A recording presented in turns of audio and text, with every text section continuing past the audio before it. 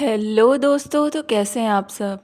Episode के starting में सेरेन की मोम उससे पूछती है क्या अब सब कुछ ठीक है। तो वो कहती है मोम आपको सब पता है, लेकिन फिर भी हाँ आपसे तो हम यही कहेंगे ना कि सब कुछ ठीक है। तो उसकी मोम कहती है बेटा तुम परेशान मत हो, सब कुछ ठीक ही होगा ओके। तो वो कहती है हाँ मोम, बस मैं आपसे दूर नहीं जाना चाहती हूँ और ना ही सुना से। मेरे जाने के बाद सुना और आपका क्या हाल होगा मुझे खुद नहीं पता। तो उसकी मोम कहती है तुम परेशान मत हो, यहाँ पे सब कुछ सही होगा। और वैसे भी मुझे ये शादी बिल्कुल भी नहीं करनी है, आपको अच्छे से पता है ये मेरे खिलाफ हो रही है। तो उसकी मोम कहती है बेटा अब तो तुम्हें ये करनी ही होगी। ये लो सुना ने कुछ नहीं खाया है, तुम उसके लिए कुछ लेकर जाओ। उसी साइड काजिम खुश होता है कि सेरेन की शादी होने वाली है कोरहान फैमिली के अंदर और 2 दिन में उसकी शादी भी हो जाएगी। तो खाला कहती है वो इतनी जल्दी शादी क्यों करना चाहते हैं। तो वो बताता है कि उनके दादाजी की तबीयत थोड़ी सही नहीं है और वो चाहते हैं कि उसकी जल्द से जल्द शादी हो। खाला जैसे ये सुनती है कि उसकी तबीयत खराब है वो बहुत इमोशनल हो जाती है और बोलती है क्या उसकी तबीयत खराब है,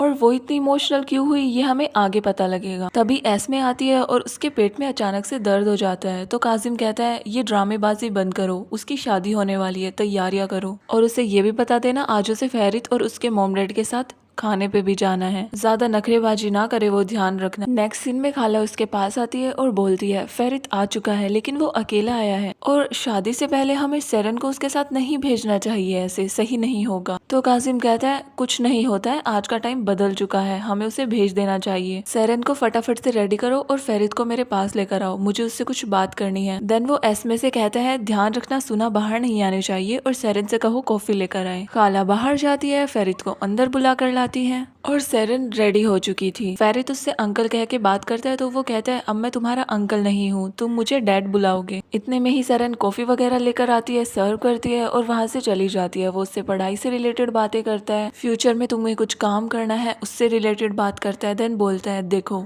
सेरेन ने हमने बहुत नाजों से पाला है, अगर इसे कुछ भी हुआ या तुमने इसे तकलीफ पहुंचाई तो तुम्हारे लिए बिल्कुल अच्छा नहीं होगा। ये हमारी छोटी बेटी है जो बिल्कुल राजकुमारी है, समझे। तो वो कहता है हाँ डैड मैं समझ गया, इसको कोई तकलीफ नहीं पहुंचानी है और जब ये आपसे मिलना चाहे तब ये यहाँ पे आ सकती। तो वो कहता है बहुत खूब, अपने लिए एक ब्लैक सूट सिलवा लेना, तुम पे अच्छा लगता है। काजिम उसे हक करता है। देन फेरित सेरेन को कार में बिठाता है और वहाँ से चला जाता है। फेरित उसे फिर से छेड़ने की कोशिश करता है और बोलता है मुझे पता है तुम बहुत खुश हो मुझसे शादी करने के लिए और तुम्हें बहुत जल्दी भी है। तो वो कहती है जल्दी और मुझे तुमसे शादी करने के लिए, बिल्कुल भी नहीं। तो वो कहता है तुम हमेशा इतना ही गुस्सा करती हो क्या, देखता हूँ कोरहान फैमिली में जाके कितनी बोलती हो। तो वो कहती है मुझे कोरहान फैमिली में जाने का कोई शौक नहीं है। तो वो कहता है ये सब कहने की बात है, वरना हर लड़की तुम्हारी जगह लेना चाहती है, सब मुझसे शादी करना चाहती है, कोरहान फैमिली में आना चाहती है अपना नाम बनाने के लिए। तो वो कहती है ये तुम्हारा सिर्फ वहम है क्योंकि मैं वैसी लड़की बिल्कुल भी नहीं हूँ। मुझे इंसान से पैसे देख के प्यार नहीं होता है, उसकी तमीज देख के होता है, जो कि तुम में बिल्कुल भी नहीं। तो वो कहता है तुम मेरे सामने तो इतनी बोलती हो, अपने डैड के सामने भीगी बिल्ली बनी हुई थी। तो वो कहती है एक्चुअली भीगी बिल्ली तो तुम बने हुए थे मेरे डैड के सामने। वो तब जा रहे होते हैं तो वो बोलता है तुम नर्वस हो रही हो, कुछ नहीं होगा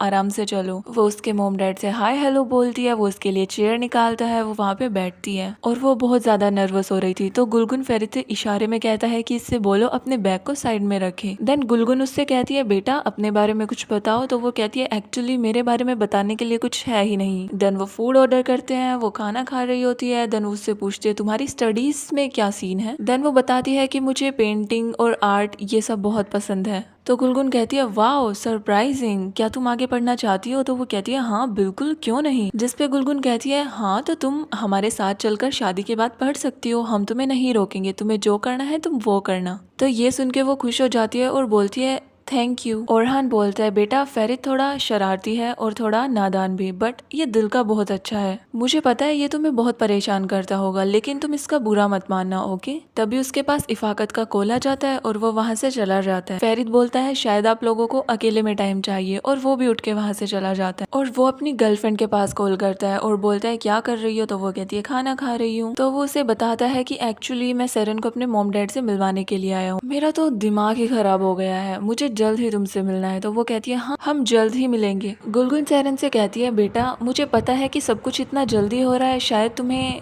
ये सब कुछ सही नहीं लग रहा होगा है ना। तो सेरेन कहती है हाँ, मुझे ये सही नहीं लग रहा है। तो वो कहती है देखो बेटा, मेरी फ़रीद के डैड से ज़बरदस्ती शादी कराई गई थी। उस टाइम मैं बिल्कुल भी खुश नहीं थी, बट मॉम डैड की वजह से मुझे ये शादी करनी पड़ी और फैमिली में जाके तो मुझे बहुत अजीब लगता था। वहाँ पे एडजस्ट करना बहुत मुश्किल था, बट धीरे धीरे सब सही हो गया। तुम परेशान मत होना। स्टार्टिंग में तुम्हें सब कुछ बहुत अजीब लगेगा, लेकिन टाइम के साथ साथ सब कुछ सही हो जाएगा। तुम्हें फ़रीद को खुद को टाइम देना होगा। तभी फ़रीद आता है और गुलगुन बोलती है अब तुम दोनों को टाइम स्पेंड करना चाहिए। तभी वो अपना हाथ आगे करता है और बोलता है चले सेरेन, और वो फर्स्ट टाइम उसका हाथ पकड़ती है और गुलगुन को उन दोनों की जोड़ी काफी पसंद आती है। देन फ़रीद सेरेन से बोलता है कि तुमने तो मेरे मॉम डैड को इम्प्रेस ही कर लिया फर्स्ट टाइम में ही। तो वो कहती है मैं उन्हें इम्प्रेस करने के लिए यहाँ पे नहीं आई थी। वो कहता है हाँ हाँ ऐसे तो तुम बोलोगी ही, बट दिल से तो तुम भी चाहती हो ना कि हम दोनों की शादी हो। तो वो कहती है बार बार ये कहना बंद करो, मुझे तुमसे शादी करने में कोई इंटरेस्ट नहीं है। तो वो कहता है ठीक है, लेकिन तुम इतना गुस्सा क्यों कर रही हो। तो वो कहती है गुस्सा नहीं करूँ तो और क्या करूँ,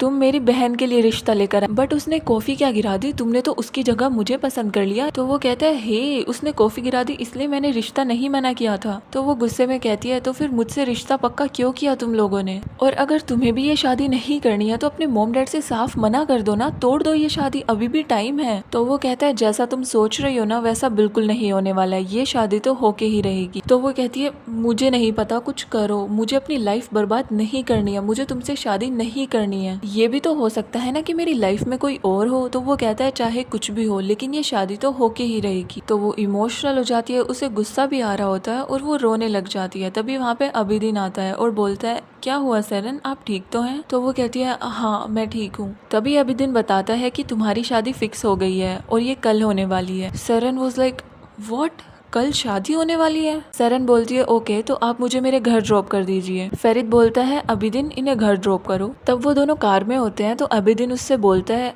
क्या हुआ, आप ठीक तो हैं। तो सेरेन कहती है क्या ही हो सकता है, अब ठीक ही हूँ। देन वो उससे बोलता है देखिए मैडम मैं जानता हूँ फ़रीद आपको बहुत परेशान करता है, बट वो दिल का बहुत ही अच्छा इंसान है। जिस दिन वो आपको समझ जाएगा ना कि आपको पैसे से बिल्कुल प्यार नहीं है, उस दिन उसको आपकी वैल्यू पता लगेगी और ये टाइम जल्द ही आएगा क्योंकि मैं उसे अच्छे से जानता हूँ। और कहा जाए तो आप जिस सिचुएशन में है वो भी उसी सिचुएशन में है। तो वो कहती है क्या क्या कहना चाहते हो तुम, वो ये शादी नहीं करना चाहता। अबिदीन मना करता है तो वो बोलती है तो फिर वो इस शादी के लिए मना क्यों नहीं कर रहा है। तो अबिदीन कहता है क्या आप अपने मॉम डैड को मना कर पाई। एंड अब उसे आंसर मिल चुका था कि जिस तरह से वो नहीं मना कर पा रही फ़रीद भी नहीं मना कर पा रहा। वो घर जाती है, अपनी मॉम को हक करती है बिकॉज कल उसकी शादी है और वो ये शादी नहीं करना चाहती है। उसकी मॉम उसे हौसला देती है और बोलती है सुना को संभालो जाके। तब वो रूम में जाती है तो देखती है सुना वो सारी चीजें पैक कर रही है जो कि सुना ने खुद अपने हाथ से बनाई थी। सरन बोलती है आप पागल हो गई हैं, ये सब मत कीजिए। तो वो कहती है ये मैंने खुद की शादी के लिए बनाए थे, इन्हें बनाने में काफी टाइम लगा था और ये बहुत सुंदर भी हैं, लेकिन अब तुम्हारी शादी हो रही है तो मैं तुम्हें खाली हाथ थोड़ी ना जाने दूंगी। ये सब कुछ मैं तुम्हारे लिए पैक कर रही हूँ, खुद के लिए तो मैं फिर भी बना लूंगी।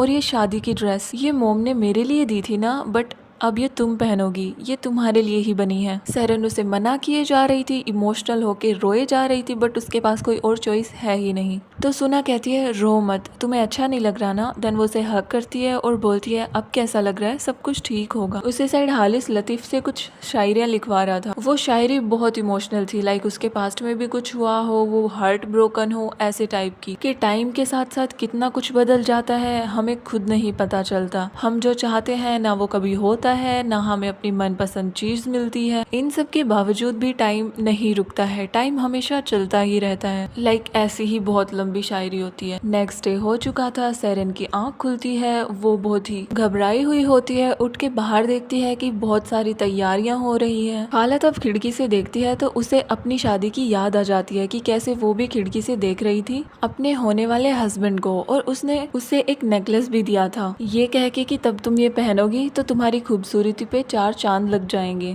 एंड गाइज वो बंदा कोई और नहीं बल्कि हालिस ही था। वो सेरेन को बुलाती है और कपड़े चूज करने के लिए बोलती है। तो वो कहती है मैं ये नहीं लूंगी क्योंकि ये सारे कपड़े सुना को बहुत पसंद है। तो वो कहती है बेटा सुना के लिए हम अलग ला देंगे, तुम ये सारे रख लो। अब कल तुम्हारी शादी हो जाएगी और तुम यहाँ से चली जाओगी। मैं जानती हूँ कि तुम इस शादी से बिल्कुल खुश नहीं हो, तो तुम्हें जितना रोना है आज रो लो मेरे सामने। कोरहान फैमिली में जाके अपनी कमजोरी मत दिखाना बेटा। देन वो अपनी संदूक से कुछ पैसे निकालती है और बोलती है तब तक तुम्हारे और तुम्हारे हस्बैंड के बीच में कुछ सही नहीं होगा, तब तक तुम उससे पैसे नहीं मांग पाओगी, तो ये रखो। सेरेन मना करती है बट वो जबरदस्ती उसे दे देती है। देन वो वही नेकलेस निकाल के लाती है और बोलती है इसकी हिफाजत करना तुम्हारी ड्यूटी है। तब कोरहान फैमिली में कुछ सही नहीं चल रहा हो या फिर तुम्हारी लाइफ में बहुत सारी प्रॉब्लम्स हो, तुम दुखी हो, तो ये नेकलेस पहनना सिर्फ और सिर्फ हालिस के सामने। सुना कुछ समझ नहीं पाती है बट वो नेकलेस अपने पास रख लेती है। अब आगे क्या होगा ये आपको पता लगेगा नेक्स्ट एपिसोड में, और इसी के साथ हमारे एपिसोड की एंडिंग होती है।